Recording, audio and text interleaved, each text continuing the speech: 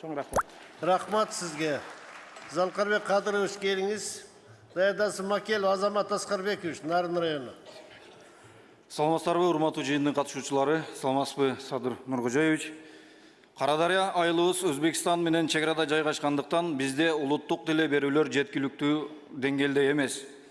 Кошуна өлкөнүн тиле берүүлөрү бизди айылда басымдуулук кылып, баарынан өкүнүчтүүсү өсүп келе жаткан муун дүйнөнү башка элдин тили менен таанып келе жатканы бизди өкүндүрөт. Ошондой эле чек арага жакын жайгашып жашаган жашоочуларыбыздын уюлдук операторлору иштебей калып, кошуна өлкөнүн роуминг системасына кирип, ички байланыш үзүлүп калган учурлар дагы тез болуп турат. Жогорку маселелерди чечүү максатында, урматтуу Садыр Нуркожоевич, биздин айылга теле берүүлөрдү таркатуучу станция жана уюлдук байланышты жакшыртуу үчүн чек арага жакын аймакка уюлдук операторлордун антенналарын орнотууга тапшырма берүүңүздү суранабыз. Экинчи маселе, урматтуу Садыр Нуркожоевич, 18 миңдей халкыбыз бар Кардарай айылыбызда учурда бир дагы маданият үйү жок. Маданий саясий иш-чаралар мектептин залында жана класстык каналарда өткөрүлүп келет. Кино көрүү, концерт көрүүнү элибиз эчак эле унутуп койгон. Элибиздин маданий сабатсыздыгын жоюу максатында айылыбыздын Акметчит участкасындагы эски Союздан калган маданият үйүнүн оңдоп түзөө иштерин 26-жылдын иш планына киргизип берүүңүздү суранабыз. Саламаттыкты сактоо министри, жаңы министри урматтуу Каныбек Моңолдорович, сизди куттуктап, ишиңизге ийгилик каалоо менен айылыбыздагы Союздан калган эски УАЗ үлгүсүндөгү тез жардам унаасы бар. Жүргөнүнөн бузулганы көп. Ошону жаңы автоунаага алмаштырып берүүңүздү элибиздин атынан суранабыз. Рахмат.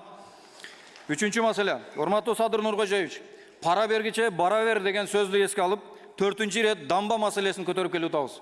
Билебиз, дамба маселесине көп каражат кеткендигинен биз өзүбүздү аз бюджеттүү дамба проектисин сунуштап келдик.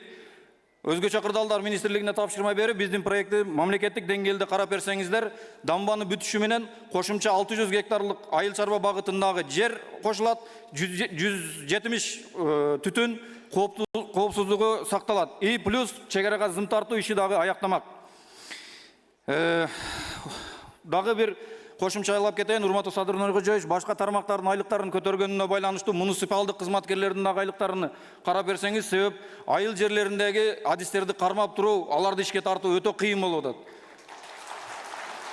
Акырында делегаттардын атынан кайрылуу жасап кетейин, урматтуу Садыр Нуркожоевич, 2025 жылда Бакыт Эргешевич баштаган айыл чарба министрлиги областтык райондук деңгээлде делегаттар менен жолугуп, калтырылган маселелердин чечилишине кызыктар болуп келдилер.